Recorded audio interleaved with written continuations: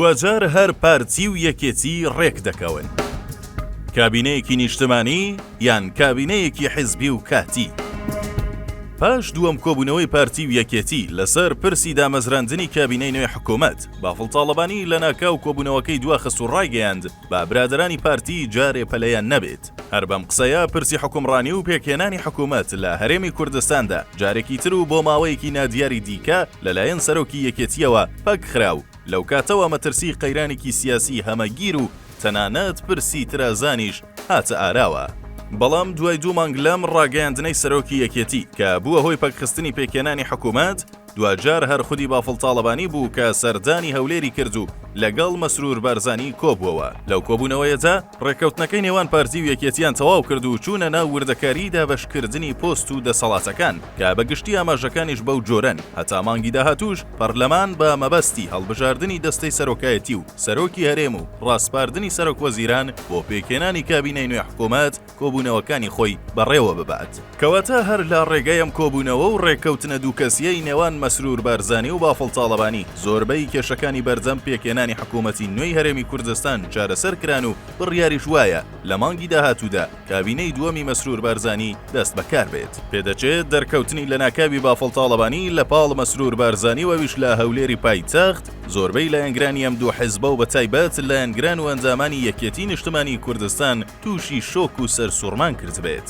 چونکە ئەوان چاوەڕی ئەوە بوون ئەگەر باڵ تاڵەبانی ئەم حکوومەتە نەڕوخێنێت لانیکەم ڕێگا نەدات بەم ئاسانیە و بۆ جارێکی دیکە مەسرور بارزانی ببێتەوە بە سەرۆک وەزیران. کەچی تاڵەبانی لە ناکاو خۆی گەیاندە لای مەسرور بارزانی و ئەوەشی قبول کرد کە نەک تەنیا مەسرور بارزانی وەک سەرۆکی حکوومەت بمێنێتەوە، بەڵکو تەنانەت جارێکی دیکە کورسی سەرۆکی هەرێم و هەروەها وەزارەتی نەوتیش هەر لای پارتی بمێنێتەوە. بەو مەرجەی وەزارەتی ناوخۆ و دارایی ڕادستی یەکێتی بکرێت و بۆ یەکەم جاریش لە بەرامبەر ئەم نەرمی نواندنەی تاڵەبانی بارزانی هەرزوو بە ڕادستکردنی وەزارەتی ناوخۆ با یەکێتی ڕازی بوو. کەواتە لێرەدا پرسیاری سەرەکی ئەوەیە سەرەڕای ئەو هەموو هەڕەشە و گوڕەشە و لێدوانە دزێوانەی سەردەمی بانگەشەی هەڵبژاردن و پەکخستنی ڕەوتی حکومڕانی خێرە ئەم دوو حیزبە لە پێکهێنانی کابینەتە ئەو ڕادەیە بەپەلەن کە خودی تاڵەبانی دێتە هەولێر و لەگەڵ مەسرور بارزانی دوو قۆڵی بڕیاری یەکلاکەرەوە دەدەن، هەروەها چارەنووسی سەرجەم پۆستەکانیش بە خێرایی دیاری دەکەن.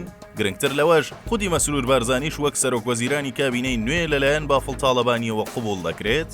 هەر ئەم پەلەکردنە لە پێکهێنانی کابینە و دەستپێکردنی حکوومەتی دووەمی مەسرور بارزانیدا وامان لێ دەکات بپرسین داخۆم لەم ماوەیەدا هەردوو لایەنی سەرەکی دەسەڵاتی هەرێم گەیشتوونەتە ئەو بڕوایەی ئەگەر لە پێکهێنانی پرسی کابینە و بەتایبەت یەکخستنی هێزی پێشمەرگە پەلە نەکرێت و هەر لە دۆخی سەردەمی بانگەشە و هەڕەشەکردندا بمێننەوە دوور نییە بەغداد لە ژێرەوە هاوپەیمانانی تێبگەیەنێت ئەم کیانە جگە لە سەرێشە بۆ خەڵکی هەرێم و دەوڵەتی ناوەندی و تەنانەت دەوڵەتانی ڕۆژاواش کەمترین دەستکەوت و سوودی نەبووە و نیەتی، هەر بۆیە باشتر وایە بیر لە چارەسەرێکی هەمیشەیی بۆ ئەم دەسەڵاتە بکرێتەوە.